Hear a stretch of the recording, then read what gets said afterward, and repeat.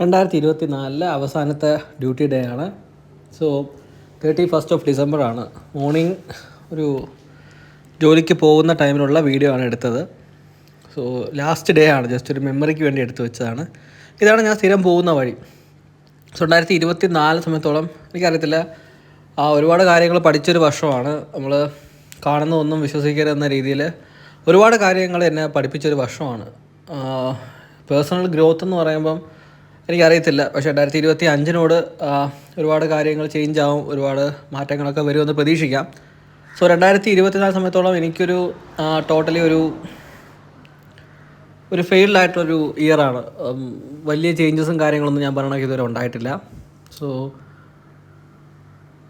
ഇതാണ് നമ്മൾ പോകുന്ന വഴി.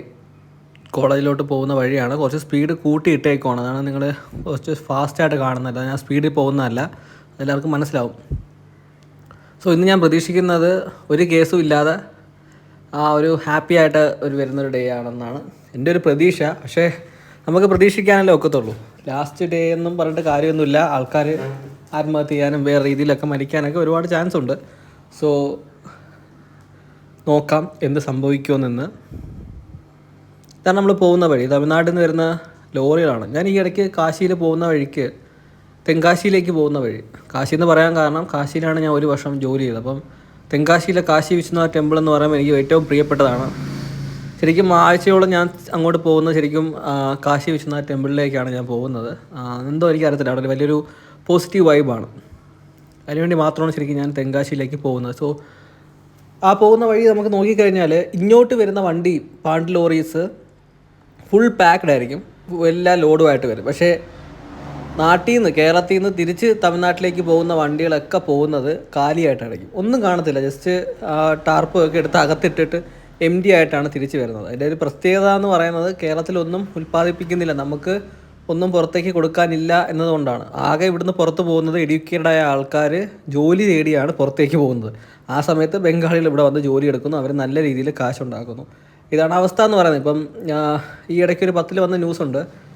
ഈ പറയുന്ന ബംഗാളിലും അല്ലെങ്കിൽ മധ്യപ്രദേശും യു പിയിലൊക്കെ 200-300 രൂപയാണ് ദിവസക്കൂലി. സെയിം സമയം ഇവിടെ വന്നു കഴിഞ്ഞാൽ 1000-ന് അടുത്തുണ്ട്. ഇപ്പം ഏതൊരു ജോലിയും ഇപ്പം നമ്മൾ നോക്കിക്കഴിഞ്ഞാൽ നല്ല കൂലിയാണ്. ഒരു തെങ്ങി കയറുന്നതിന് നാട്ടിൽ നമുക്ക് തന്നെ ഇപ്പോൾ 50 രൂപയ്ക്ക് അടുത്തായി. ഓരോ തവണ വരുമ്പോഴും അവർ കൂട്ടിക്കൊണ്ടിരിക്കുകയാണ്. സിറ്റിയിലൊക്കെ ആണെങ്കിൽ 100 രൂപയ്ക്ക് പുറത്താണ്. അപ്പം അതാണ് അവസ്ഥ എന്ന് പറയുന്നത്.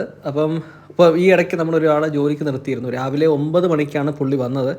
1:30 കറക്റ്റ് 1:30 പോവുകയും ചെയ്തു. 850 രൂപയും ഫുഡും. ഇതാണ് ഇപ്പോഴത്തെ കൂലി എന്ന് പറയുന്നത്. അപ്പം കേരളത്തിൻ്റെ അവസ്ഥ ഇതാണ്.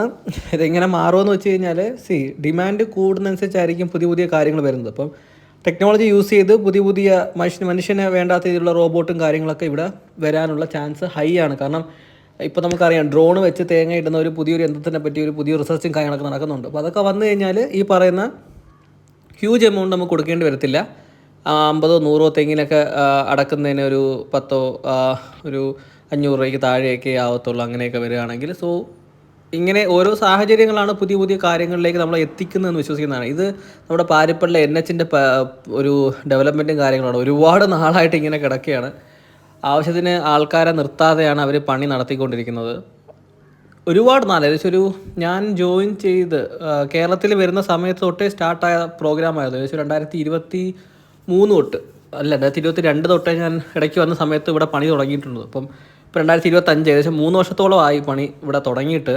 അപ്പം 2026 ഇലക്ഷന് മുമ്പ് കംപ്ലീറ്റ് ചെയ്യാമെന്നൊരു കാര്യം നമ്മുടെ കേരള സർക്കാർ പറയുന്നുണ്ട്. പക്ഷേ ഈ രീതിയിലാണ് മുന്നോട്ട് പോകുന്നതെങ്കിൽ ഞാൻ 100% പറയാം 2026 ഇത് കംപ്ലീറ്റ് ആവത്തില്ല. കാരണം 2026 ഒരു വർഷമേ ഉള്ളൂ. ഒരു വർഷം പോരാ ശരിക്കും ഇതൊക്കെ ഇനി കംപ്ലീറ്റ് ആയി വരും. ഇതിൻ്റെ മുകളിൽ ഇനി വാർക്കണം, ഇതിൻ്റെ 2 സൈഡിലും കെട്ടിപ്പൊക്കി അവിടെ മണ്ണിട്ട് ചെയ്യണം. ഒരു മിനിമം ഒരു 2 വർഷം, 1.5-2 വർഷം ഇനിയും എടുക്കും ഇത് ഫുള്ള് കംപ്ലീറ്റായി വരണമെങ്കിൽ. അല്ലാതെ ബാക്കി നമ്മളെ മാഹി ആ ഭാഗത്തുള്ള കംപ്ലീറ്റ് ആയി എന്ന് പറയുന്നുണ്ട്. ആറ്റിങ്ങൽ ബൈപ്പാസ് ഏകദേശം കംപ്ലീറ്റ് ആയി എന്ന് പറയുന്നുണ്ട്.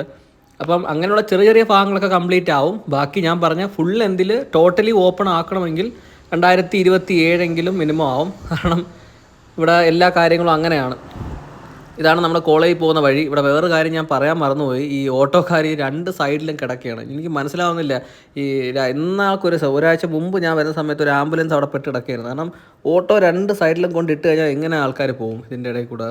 പ്രത്യേകിച്ച് ഈ NHൻ്റെ പണി കിടക്കുന്നതുകൊണ്ട് വലിയ വണ്ടികളൊക്കെ വന്ന് തിരിക്കാനും എടുക്കാനൊക്കെ ഭയങ്കര ബുദ്ധിമുട്ടാണ്. സോ ഇതാണ് നമ്മുടെ കോളേജിൻ്റെ ഫ്രണ്ട്. നല്ല റോഡാണ്, ഈ ഇടയ്ക്ക് ടാറിട്ട് കിട്ടിയതാണ്. ഇതാണ് കോളേജിൻ്റെ ഫ്രണ്ട്. സോ നമുക്ക് കോളേജിലേക്ക് കയറി ബാക്കി വൈകുന്നേരം ആയിരിക്കും ഇതിൻ്റെ ബാക്കി വീഡിയോ വരുന്നത്. ഇതാണ് നമ്മുടെ മോർച്ചറിയിലേക്ക് പോകുന്ന വഴി. ശരിക്കും ഇന്ന് അവിടെ ഗേറ്റ് പൂട്ടിയിട്ടേക്കുവാണ്. അതുകൊണ്ടാണ് ഞാൻ പിന്നെ ഒന്ന് ഡീവിയേറ്റ് ചെയ്ത് പോകാമെന്ന് വിചാരിച്ചത്. ഇതാണ് നമ്മുടെ ഫ്രണ്ട് സൈഡ്. റോഡിൻ്റെ കാര്യം പറയണ്ട, ഏറ്റവും വേസ്റ്റ് ആയിട്ടുള്ള റോഡാണ്. എനിക്കൊന്ന് ഇത്രയും കൂറ റോഡ് എനിക്കൊന്ന് കേരളത്തിൽ പോലും കാണത്തില്ല. അത്രയ്ക്ക് ദയാകരമായിട്ടുള്ള റോഡാണ് ഹോസ്പിറ്റലിൻ്റെ ഫ്രണ്ടുള്ളത്. ഇത് നമ്മുടെ പ്രിൻസിപ്പൽ ഓഫീസും കാര്യങ്ങളാണ്. ഇവിടെ നിന്ന് താഴോട്ട് പോകുമ്പോൾ ഒരു റൗണ്ട് എടുത്ത് വരുന്ന സമയത്ത് നമുക്ക് മോർച്ചറിയിൽ എത്താൻ പറ്റും. ഇതാണ് നമ്മുടെ മോർച്ചറി. ഇന്ന് കേസൊന്നും ഇല്ല. രാവിലെ വന്ന സമയത്ത് ഇതുവരേക്കും കേസൊന്നും വന്നില്ല. സമയം ഇപ്പോൾ ഒരു 4 മണി കഴിഞ്ഞു. 4 മണി ജസ്റ്റ് കഴിഞ്ഞിട്ടുണ്ട്. ഇപ്പോഴും ആംബുലൻസ് അവിടെ കിടപ്പുന്നുണ്ട്.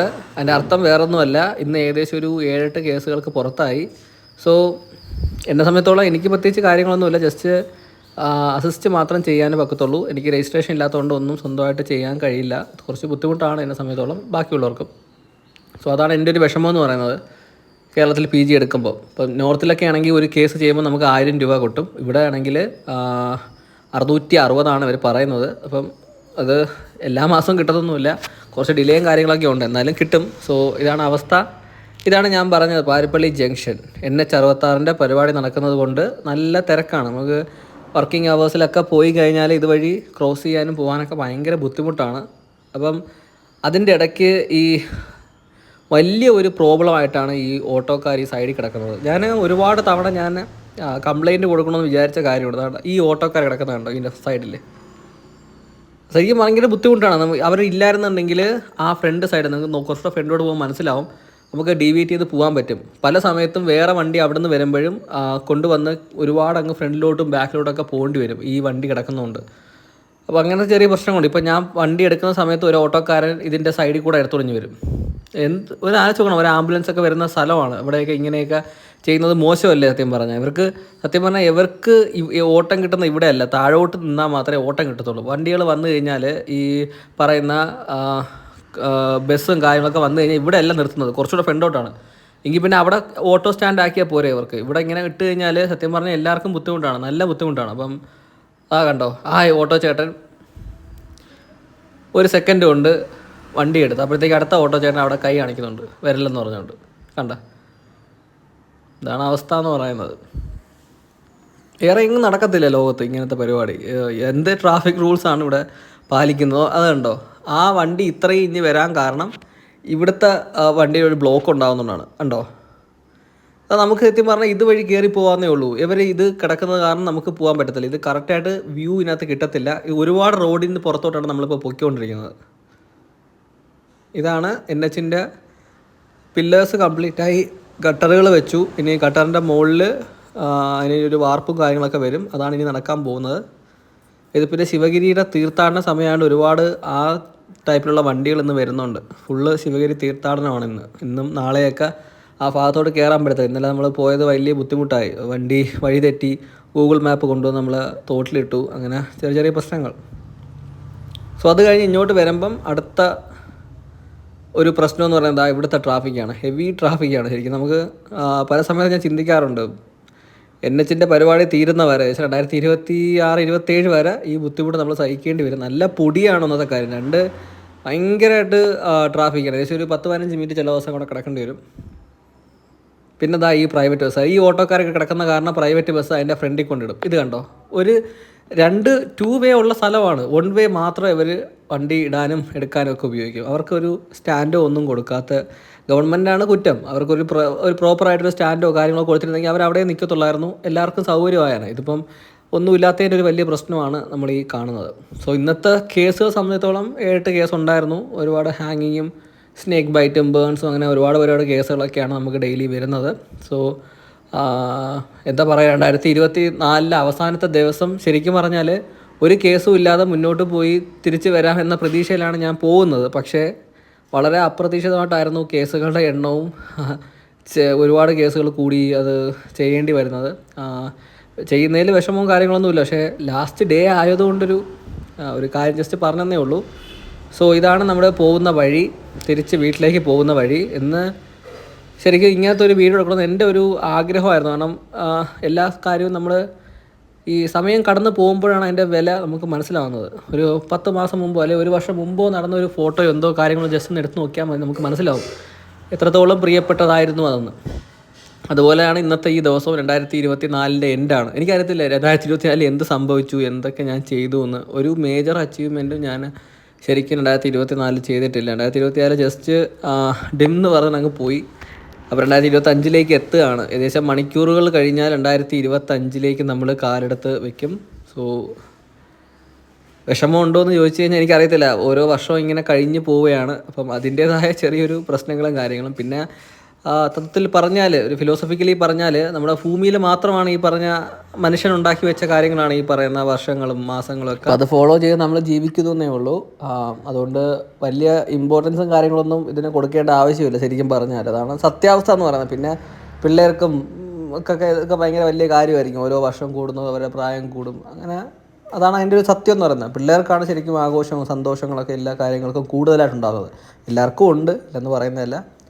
പിന്നെ ഇന്നത്തെ ന്യൂ ഇയർ എൻഡിങ് എങ്ങനെയാണെന്ന് വെച്ചാൽ ശരിക്കും പറഞ്ഞാൽ എനിക്കറിയത്തില്ല. എവിടെയെങ്കിലും പോകണമെന്ന് ആഗ്രഹം ഉണ്ടായിരുന്നു. പക്ഷേ ഇന്നലത്തെ ഒരു പ്രശ്നം കാരണം ഇനി എങ്ങോട്ടും പോകണ്ട എന്നൊരു തീരുമാനമാണ് എടുത്തിരിക്കുന്നത്. അതുകൊണ്ട് എങ്ങും പോകുന്നോ വലിയ ആഘോഷമോ കാര്യങ്ങളൊന്നുമില്ല. ജസ്റ്റ് വീട്ടിലിരിക്കാം, എന്തെങ്കിലും കാര്യങ്ങൾ ചെയ്യാം, എന്തെങ്കിലും ബുക്ക് വല്ലതും വായിക്കാമെന്ന ഒരു പ്രോഗ്രാമിലാണ് ശരിക്കും. പിന്നെ ഒരുപാട് നീണ്ടുപോയി എന്ന് തോന്നുന്നു വീഡിയോ. ഞാൻ ഇങ്ങനത്തെ ഒരു വ്ളോഗിങ് അല്ല ഞാൻ ഉദ്ദേശിച്ചത്. ഇന്നത്തെ ഒരു പ്രോപ്പർ ഡേ ആണ്, പക്ഷേ അതും ശരിയായില്ല. സോ ഇനി ഒരു ദിവസം പ്രോപ്പറായിട്ട് ചെയ്യുന്ന കാര്യങ്ങൾ, അകത്ത് മോർച്ചറിക്ക് അകം ഒഴിച്ച് ബാക്കി എല്ലാ കാര്യങ്ങളും, അകത്ത് ചെയ്യുന്ന കാര്യങ്ങൾ നമുക്ക് ചെയ്യാൻ പറ്റത്തില്ല. അത് ലീഗലി ഇഷ്യൂസ് ഉണ്ടാവും. പുറത്തുള്ള കാര്യങ്ങൾ എന്ന് വെച്ചാൽ ഞാൻ അതിൻ്റെ പുറത്ത് ചെയ്യുന്ന കാര്യങ്ങൾ എന്ന് വെച്ചാൽ ബിൽഡിങ്ങിൻ്റെ പുറത്തുള്ള കാര്യങ്ങളെ പറ്റി ജസ്റ്റ് ഒരു വീഡിയോ എടുത്തിടാമെന്ന് എനിക്ക് ഭയങ്കര ആഗ്രഹമുണ്ട്. കാരണം ഒരു മെമ്മറി എന്ന രീതിയിൽ മാത്രം. പിന്നെ ഇതൊക്കെയാണ് അവസ്ഥ എന്ന് പറയുന്നത്. ഇന്ന് ശരിക്കും ഒട്ടും പ്രതീക്ഷയില്ല ഇത്രയും കേസ്. സാധാരണ ഇന്നലെയും കഴിഞ്ഞ ഒരാഴ്ച നോക്കുമ്പം കമ്പയർ ചെയ്യുമ്പോൾ ഏറ്റവും കൂടുതൽ കേസായിരുന്നു ഇന്ന്.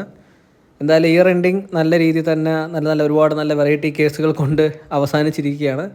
ഇനി അടുത്ത വർഷത്തിൻ്റെ കാര്യങ്ങളിലേക്ക് നോക്കാം എന്ന് ഇതൊക്കെ മാത്രമേ പറയാനുള്ളൂ. ഇന്നത്തെ ഡ്യൂട്ടി ശരിക്കും പറഞ്ഞാൽ ഞാൻ ചോദിച്ചു വാങ്ങിയതാണ്. കാരണം അവസാനത്തെ ദിവസം, വർഷത്തിലെ അവസാനത്തെ ദിവസമാണ്. ഇന്നെങ്കിലും എന്താ പറയുക, ഒരു ദിവസം ജോലി ചെയ്യണമെന്ന് എനിക്ക് ആഗ്രഹം തോന്നി, അങ്ങനെ എടുത്തതാണ്. സോ അത്രയൊക്കെ ഉള്ളൂ കാര്യങ്ങൾ. ഇതോടുകൂടി ഈ വർഷത്തിൻ്റെ ഡ്യൂട്ടി അവസാനിച്ചിരിക്കുന്നു എന്ന് മാത്രം പറഞ്ഞുകൊണ്ട് എല്ലാവർക്കും ശുഭരാത്രി, ഹാപ്പി ന്യൂ ഇയർ. എല്ലാവരും ആഘോഷിക്കുക. പിന്നെ ഒരു കാര്യം പറയാനുള്ളത് കുട്ടികളോടാണ്. ബൈക്കിലെടുത്ത് ഭയങ്കര സ്പീഡിൽ പോകരുത്. വെള്ളമടിച്ചും മദ്യപിച്ചും അശ്രദ്ധമായിട്ടൊന്നും വണ്ടി ഓടിക്കരുത്, വലിയ ബുദ്ധിമുട്ടാണ്. പിന്നെ ഗൂഗിൾ മാപ്പ് വെച്ചിട്ട് രാത്രി ആരും വണ്ടി ഓടിക്കരുത്. അത് നിങ്ങളെ വല്ല തോട്ടിലോ കായലിലോ ഒക്കെ കൊണ്ട് തള്ളിയിടാനുള്ള ചാൻസ് വളരെ വളരെ കൂടുതലാണ്. അത് മാത്രമേ പറയാനുള്ളൂ. പിന്നെ ഇതാണ് പള്ളിക്കൽ ജംഗ്ഷൻ. അത്യാവശ്യം നല്ല തിരക്കും കാര്യങ്ങളൊക്കെ ഉള്ള ഒരു സ്ഥലമായി ഇപ്പോൾ മാറിയത്. That's it.